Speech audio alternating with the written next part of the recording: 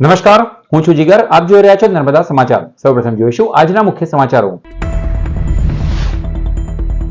નવા અંકલેશ્વર સ્ટેશનથી દેશના પહેલા પ્રાઇવેટ ટર્મિનલથી પહેલી ગુડ્સ ટ્રેનનો શુભારંભ. ડીએફસી અને સાવરિયા શક્તિના 200 એકરમાં લોજિસ્ટિક પાર્ક અને ટર્મિનલનું રેલ, રોડ, દરિયાઈ અને હવાઈ માર્ગ સાથે જોડાણ. ભરૂચની જર્જરિત ઇમારતો કોઈનો ભોગ લે તે પહેલા નવીનીકરણ કે મરામત જરૂરી. ભરૂચ જિલ્લામાં 2 વર્ષ પહેલા સરકારી સર્વેમાં જ 623 સરકારી ઇમારતો અત્યંત જર્જરિત હોવાનું બહાર આવ્યું હતું.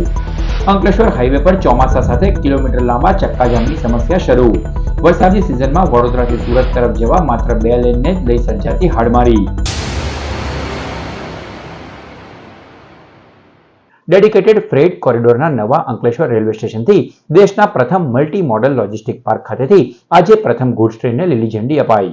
દેશના ઉદ્યોગોને વેગ આપવા ભરૂચમાં પાનોલીમાં દેશનું પહેલું ટર્મિનલ અને greenfield multi modal logistic park નિર્માણ થયું છે. ઔદ્યોગિક ભરૂચ જિલ્લો દેશના વિકાસમાં ઔદ્યોગિક ઉત્પાદનો સાથે પરિવહનને વેગ આપવા રેલ, રોડ, દરિયાઈ અને હવાઈ માર્ગે આગળ વધી રહ્યો છે. જિલ્લામાં high speed bullet train project આકાર લઈ રહ્યો છે, ત્યારે ફ્રેટ કોરિડોર પ્રોજેક્ટ પણ ધમધમી રહ્યો છે. બાળભૂત બેરેજ યોજનાથી 4 લેન માર્ગથી દહેજ અને હજીરા બંદર જોડાઈ જશે. દિલ્હી મુંબઈ એક્સપ્રેસ વે પણ વડોદરાથી ભરૂચ સુધી કાર્યરત થઈ ગયો છે. 6 લેન એક્સેસ કંટ્રોલ દહેજ એક્સપ્રેસ વેની કામગીરી શરૂ થઈ ગઈ છે. દહેજથી શિપિંગ માટે કાર્ગો સુવિધા ઉપલબ્ધ છે, જ્યારે અંકલેશ્વરમાં એરપોર્ટ સાથે એર કાર્ગો સ્ટ્રીપ નિર્માણાધીન છે. આવા સમયે ભરૂચ દેશના ઉદ્યોગોને જળ, જમીન, હવાઈ અને રેલ માર્ગે વેગ આપવા સજ્જ બની રહ્યું છે. પાનોલીમાં હાઈવે નજીક 200 એકરમાં ભારત સરકાર માન્ય ગ્રીનફિલ્ડ સાવરિયા શક્તિ મલ્ટી મોડલ લોજિસ્ટિક પાર્ક તૈયાર થઈ ગયો છે. અહીં ડેડિકેટેડ ફ્રેટ કોરિડોર માન્ય ભારતનું પહેલું ટર્મિનલ પણ તૈયાર થઈ ગયું છે, જ્યાં 8 લાખ સ્ક્વેર ફૂટમાં વેરહાઉસ ઊભું કરાઈ રહ્યું છે, જેનો લાભ પાનોલી, ઝઘડિયા, અંકલેશ્વર, વાલિયા, ભરૂચ, દહેજ, જીઆઈડીસી સાથે દેશના અન્ય ઉદ્યોગો પણ મળશે. તથા નવા અંકલેશ્વર રેલવે સ્ટેશનથી આજે બુધવારે પ્રથમ ગુડ્સ ટ્રેનમાં સિમેન્ટના રેક ભરેલી રવાના કરવામાં આવી હતી. આ પ્રસંગે ડીએફસીના એમડી પ્રવીણ કુમાર, અન્ય અધિકારીઓ, કર્મચારીઓ, સાવરિયા ગતિશક્તિ રેલ કેરેજના સંચાલકો અને એલએનટીના अधिकारियों उपस्थित રહ્યા હતા. ये जो आज हम लोगों ने ये सावरिया गति शक्ति और डीएफसी के सौजन्य से ये जो हमने आज कमीशन किया है, ये बहुत बड़ा काम है. ये जहाँ तक मेरी नॉलेज है, ये देश का प्रथम प्राइवेट पब्लिक पार्टनरशिप का प्रथम मल्टी मॉडल लॉजिस्टिक पार्क है. और अभी इसमें बहुत सारे काम होने हैं, बहुत सारे इसमें वेयर हाउसेज बनने हैं, जो कि सावरिया गति शक्ति बनाएगा. और इसमें कुछ इंटरलॉकिंग के काम बचे हैं, वो करेंगे. पर अभी हमने पहली ट्रेन यहाँ पे अल्ट्राटेक की सीमेंट की पास करी है. This is one of the golden moment for DFC and for the private party, that is सावरिया गति. आज हमने बहुत ही कम समय में डीएफसी के सहयोग के साथ इतने कम समय में हमने इतना बड़ा मल्टी मॉडल लॉजिस्टिक पार्क का शुरुआत कर दी है. ये अभी हमारा फर्स्ट फेज है, जिसमें कि अभी हमारा जो रेल साइडिंग है वो इनिशिएट हो गया है. इसके बाद हमारा आईसीडी, हमारे वेयर हाउसेस, तो पूरा मिला के हमारा बहुत बड़ा सिंगल विंडो सॉल्यूशन बनने वाला है. ગંભીરા બ્રિજની હોનારત બાદ ભરૂચ જિલ્લામાં પણ જોખમી પુલો અને ઇમારતોને લઈને સવાલો ઉઠ્યા છે. ચોમાસાની મોસમમાં દુર્ઘટના સર્જાવાનો ભય સતત રહે છે. ભરૂચ જિલ્લાની 2048 સરકારી મિલકતોનો સર્વે જિલ્લા પંચાયત દ્વારા 2 વર્ષ પહેલા હાથ ધરવામાં આવ્યો હતો, જેમાં 623 જર્જરિત ઇમારત તોડી પાડવાનો નિર્ણય લેવામાં આવ્યો હતો, જ્યારે 1425 ઇમારતો સારી સ્થિતિમાં હોવાનું બહાર આવ્યું હતું, જ્યારે 339નું રિનોવેશનનો નિર્ણય લેવાયો હતો. હવે સૌથી મોટો સવાલ એ થાય છે કે આ પૈકીની કેટલીક સરકારી ઇમારતો તોડી પડાઈ અને નવીન કેટલી કચેરીની કામગીરી 2 વર્ષમાં હાથ ધરાઈ છે. શહેર જિલ્લામાં કેટલીક પ્રાથમિક શાળાઓ, પોસ્ટ ઓફિસની બિલ્ડિંગો પણ જર્જરિત અવસ્થામાં આવેલી છે, જે કોઈ મોટી હોનારત સર્જે તે પહેલા તેનું નવીનીકરણ કરવામાં આવે તે અત્યંત જરૂરી છે. ભરૂચમાં પણ નર્મદા નદી પરના જૂના સરદાર બ્રિજ અને ઢાઢરનો બ્રિજ દુર્ઘટના સર્જે તે પહેલા કામગીરી જરૂરી બની છે.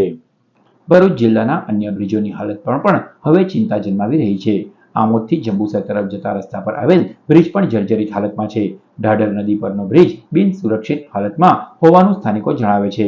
આ ઉપરાંત નેશનલ હાઈવે ઉપર આવેલો જુનાર સરદાર બ્રિજ પણ વાહન ચાલકો માટે જોખમને લઈને સમયાંતરે ચર્ચામાં રહે છે. અતિ વ્યસ્ત માર્ગ પરથી પસાર થતા લોકોમાં દુર્ઘટનાની ભીતિ પણ વ્યાપી રહી છે અને તેઓ જલ્દીથી બ્રિજોની તજજ્ઞ દ્વારા તપાસ સાથે નવીનીકરણ કરાવે તેવી માંગ કરી રહ્યા છે. એ જ રીતે મારા ભરૂચ જિલ્લામાં ભરૂચ અને જંબુસરને જોડતો નેશનલ હાઈવે છે, ત્યાં આમોદ અને જંબુસરની વચ્ચે ધાધર નદી પસાર થઈ રહેલી છે. એની પર એક બ્રિજ છે, એને વર્ષો થઈ ગયા, એને રિપેરિંગ બી નહીં કરવાનું. આજે એટલી ખરાબ હાલત છે. જંબુસર અને આમોદના મારા તાલુકા કોંગ્રેસના આગેવાનો, પૂર્વ MLA અમારા સંજયસિંહ વારંવાર ગાંધીનગર સુધી રજૂઆતો કરી, એના માટે આંદોલનો પણ કર્યા, પણ રિપેરિંગ બી નહીં કરવાનું. અને આજે એટલી પડી જાય એવી હાલતમાં છે.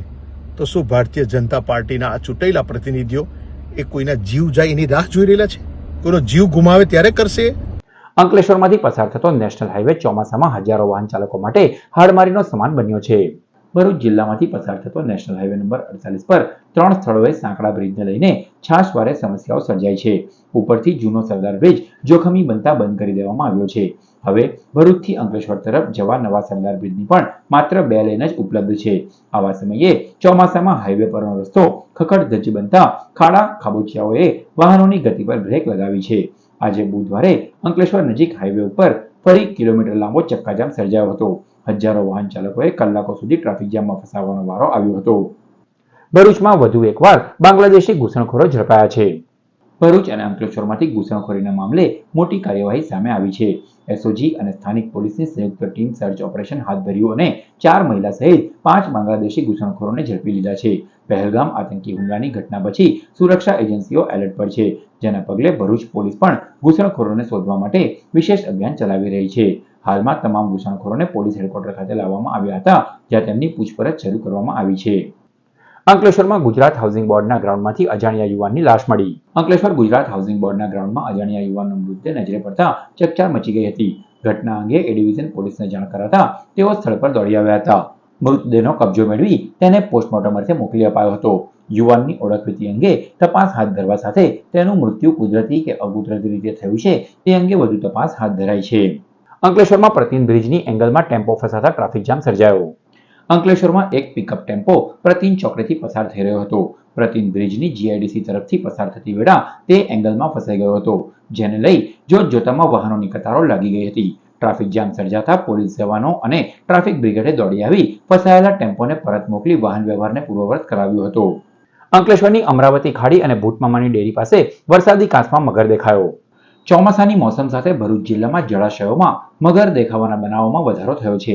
મંગળવારે અંકલેશ્વરના નવગામા ગામે અમરાવતી ખાડીમાં મગરે દેખા દીધી હતી. આજે બુધવારે ભરૂચ અંકલેશ્વર વચ્ચે ભૂતમામાની ડેરી પાસે વરસાદી કાંસમાં મગર દેખાયો હતો. બંને સ્થળે મગર નજરે પડતા તેને જોવા ગ્રામજનો અને વાહન ચાલકો ઉમટી પડ્યા હતા. ભરૂચ સિનિયર સિટીઝન ગ્રુપની મળેલી બેઠકમાં સભ્યોને યોગાસનનું નિદર્શન કરાયું. ભરૂચ સિનિયર સિટીઝન ગ્રુપની બેઠક મળી હતી, જેમાં પ્રમુખ પુષ્પાબેન પટેલ, મંત્રી ભૂપેન્દ્ર ગાંધી સહિતના સભ્યો ઉપસ્થિત રહ્યા હતા. સાથે જ કિશોરચંદ્ર બેરાવાલાના જન્મદિનની શુભેચ્છા પાઠવવામાં આવી હતી.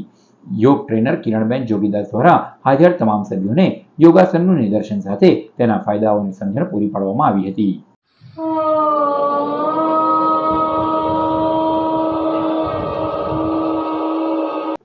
હાંસોટના ઇલાવ ગામે સરકારી પ્રાથમિક શાળાના નવા મકાનનું લોકાર્પણ કરાયું.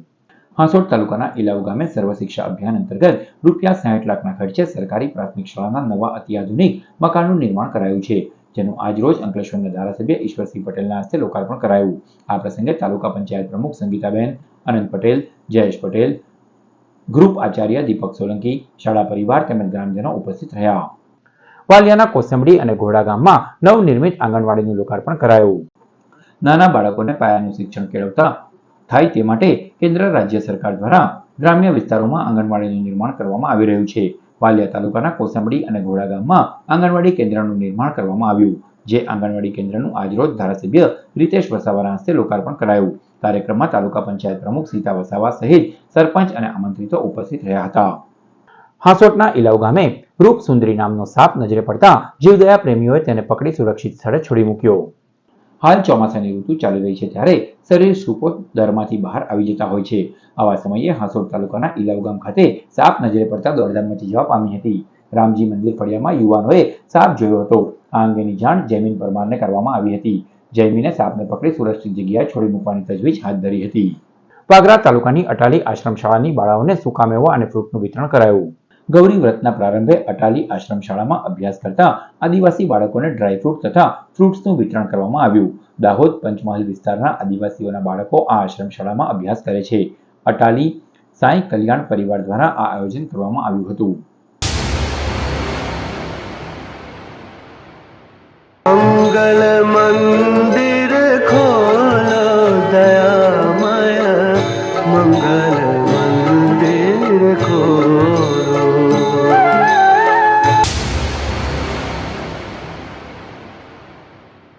સમાચાર પૂર્ણ કરતા પહેલા મુખ્ય સમાચારો પર ફરી એક નજર. નવા અંકલેશ્વર સ્ટેશનથી દેશના પહેલા પ્રાઇવેટ ટર્મિનલથી પહેલી ગુડ્સ ટ્રેનનો શુભારંભ. ડીએફસી અને સાવરિયા શક્તિના 200 એકરમાં લોજિસ્ટિક પાર્ક અને ટર્મિનલનું રેલ, રોડ, દરિયાઈ અને હવાઈ માર્ગ સાથે જોડાણ. ભરૂચની જર્જરિત ઇમારતો કોઈનો ભોગ લે તે પહેલા નવીનીકરણ કે મરામત જરૂરી. ભરૂચ જિલ્લામાં 2 વર્ષ પહેલા સરકારી સર્વેમાં જ 623 સરકારી ઇમારતો અત્યંત જર્જરિત હોવાનું બહાર આવ્યું હતું. અંકલેશ્વર હાઈવે પર ચોમાસા સાથે કિલોમીટર લાંબા ચક્કાજામની સમસ્યા શરૂ. વરસાદની સિઝનમાં વડોદરાથી સુરત તરફ જવા માત્ર 2 લેનને જ લઈ સર્જાતી હાડમારી. તો આ હતા અત્યાર સુધીના નર્મદા સમાચાર. નવા સમાચારો સાથે ફરી મળીશું. નમસ્કાર.